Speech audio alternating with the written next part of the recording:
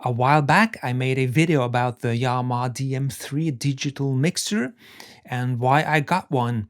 In that video, I focused heavily on its tight integration with Cubase and how you could even use it as a Cubase controller.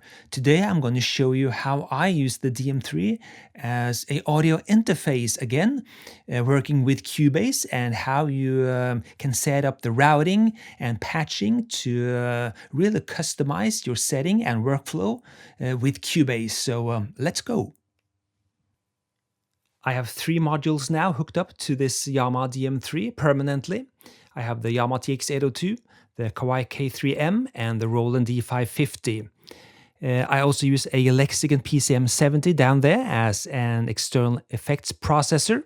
And I also use my Zoom MS70 CDR effects processor. And the trusty old Roland Alpha Juno 2 is both master keyboard and a nice analog synth now. Okay, so the 3 modules, the Alpha Juno and the 2 effects processors, they all come up here through its physical connectors in at the back of the DM3. So in channel 1 and 2, I have the TX802, left and right always, since these are stereo synths. Channel 3 and 4, the K3, channel 5 and 6, the D550. On channel 7 and 8, I have my effects returns, the output of the Zoom coming up here. On channel 9 through 16, I have the PCM70 left and right returns coming up on channel 11 and 12. The Alpha Juno comes up at channel 13 and 14. And on channel 15 and 16, I have the input from the patch bay, so I can have any rogue or random synth coming in. I can patch in whatever I want on these 2 channels here. And that leaves channel 9 and 10. And although I can use the physical connectors at the back here, I've set these 2 channels to come in from the USB instead of a physical connector at the back, the physical jacks. And that's quite easy to do on the DM3. You just go into the input and choose whatever you want to have going into the channels. It can be from a physical connector. Like here, I've chosen input 1 or input 9 for that matter. But in my case, I've chosen input USB 1 for channel 9. And for channel 10, USB 2. So everything now coming from the DAW will end up on these 2 faders here. And I use this, of course, to listen back to what I'm doing in the DAW. Everything in the DAW comes back. The stereo output of the DAW comes up on these 2 faders here. So that's very easy to do. And then the question is, how do I get all of these other channels, the synth and modules and effects processors, how do I get these over to the DAW so I can record them?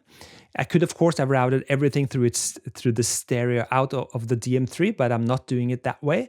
I'm doing separate digital recording channels going from the DM3 over to the DAW. And I do that by using the outputs of the DM3. You have 8 physical outputs. You also have USB outputs. So I'm using the USB channels. And the way I'm setting this up is I'm using the 2 mix buses, the first 2 mix buses on the DM3. So I've set up the synths and effects returns. All the left channels are going to the output mix 1, and all the right channels are going to the output mix 2. And remember, these 2 mix buses here, they are set up to go out through the USB over to the DAW and not to its physical output connectors at the back of the DM3. So that way, I can have separate control over each of the channels of the DM3 in the DAW. And you do that through the setup menu in the DM3 and the patch window. And in here, we have 2 tabs, input and output. And here we can route everything, anything, where you want it to go. And it's easier than it looks. Actually, if I go to the output tab here, you can see down here, this row down here, these are your physical or digital connectors inside the DM3. And in here you have the physical connectors at the front here. You can see the Omni 1, Omni 2, Omni 3, Omni 4. These are the first 4 physical outputs at the back of the DM3. You have Omni 5 and Omni 6. These are also physical outputs, and I've used these as send channels to the 2 different external effects processors. You have the stereo output on Omni 7 and 8. That's the 2 last physical outputs at the back of the DM3. And over here, you have the digital outputs. And I routed the Mix 1 and Mix 2 going out on USB 1 and USB 2. So I can record whatever comes up on Mix 1 and 2 in the DAW. I'll show you that in a little bit. On the next USB output channels, I've set up the internal effects generator in the DM3 for USB 3 and 4, and the second effects engine in the DM3 on USB 5 and 6. You have 2 separate effects engines inside the DM3 as well, so I want to record those separately in case I need that. And I also have the zoom, as you can see here, and the PCM70 going out on USB 7 through 10. So I have control over all the different effects processors, internal or external, going over to the DAW through USB digitally, so I can record all the effects returns separately if I want to. So it's very easy in the DM3 to route everything where you want it to go. So let's head over into the DAW and see how we've set it up there. Under the audio connections, I've set up input buses, the USB buses going into the DAW from the USB out of the DM3. And the Mix 1 and Mix 2 going out of the DM3 is now coming in on USB 1 and 2, input 1 and 2 in stereo, which I've called stereo in here in Cubase. And I've used the same thing for USB 3 through 10, with my 2 internal effects processors going up on independent stereo channels here, and the 2 external processors I have connected to the DM3 coming up on 2 stereo inputs here as well, so I can record all my stereo effects returns separately if I want to. Since I record the hardware synths one at a time, I didn't bother to having them come up on separate different stereo channels. I'm working on a little piece of music here, and I've set up recording tracks for the TX802, the D550, the K3, and the Alpha Juno. And I've already recorded a little something into a stereo track here coming from the patch bay inputs, a Rogue synth, in this case a Korg DSS1. And for that one I used the PCM70 and recorded the reverbs off of that on a separate track, which I can do since I have it all routed out of the DM3 going into separate tracks here in Cubase. So let's record a little bit of the TX802 as well, with some effects from the Zoom MS70 CDR on a separate stereo track so I can blend it to taste later.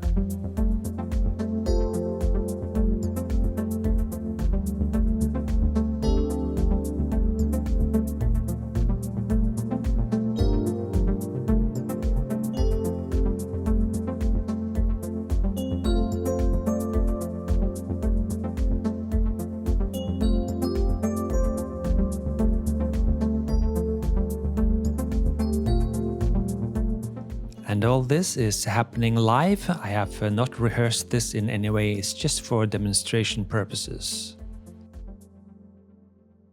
So that was the TX802 and some effects. Let's hear it back a little bit dry.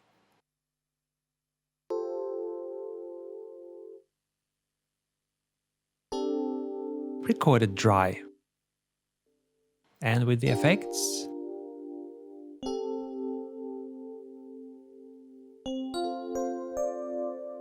So let's overdub a little from the D550 on top of this.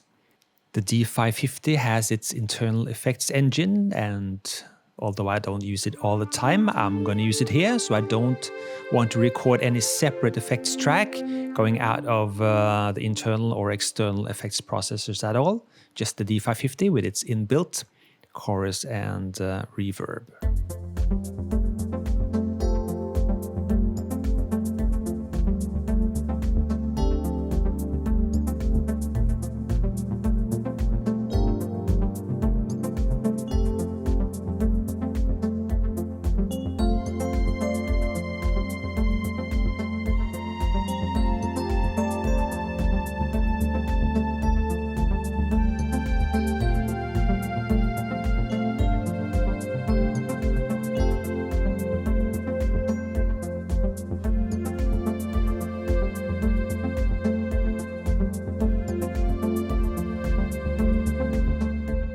When the time comes to mix this properly, I would lower this string sound considerably in the mix, of course. It's too high now.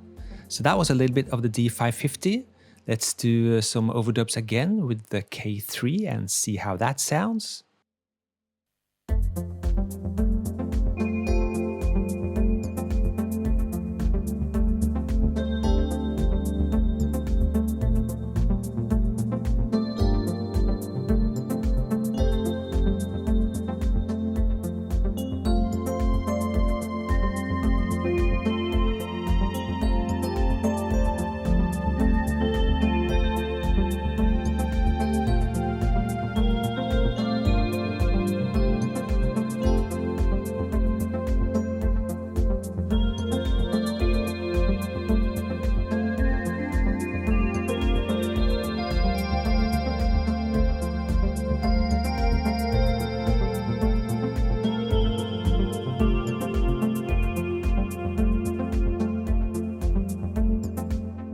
Something like that, just for fun. The K3 sounds good in itself, totally dry, as it has a long release and lots of harmonic overtones in its timbre. And this way I have recorded some of my hardware synths, hooked up to the DM3 and piped through USB over to the DAW. And this is basically my workstation now, a couple of hardware synths and plugins. It's all I really need to get my ideas done, my music done, both for myself and for my clients. I think the DM3 is a fantastic piece of kit. It's small, but it's very flexible, very powerful, and its tight integration with Cubase is really all I need and all I wanted for a small console of this kind. I'm not sponsored by Yamaha in any way. I've paid for the DM3 with my own money. As always, I'm Espen Kraft. Thank you so much for watching, and I'll see you next time. Cheers.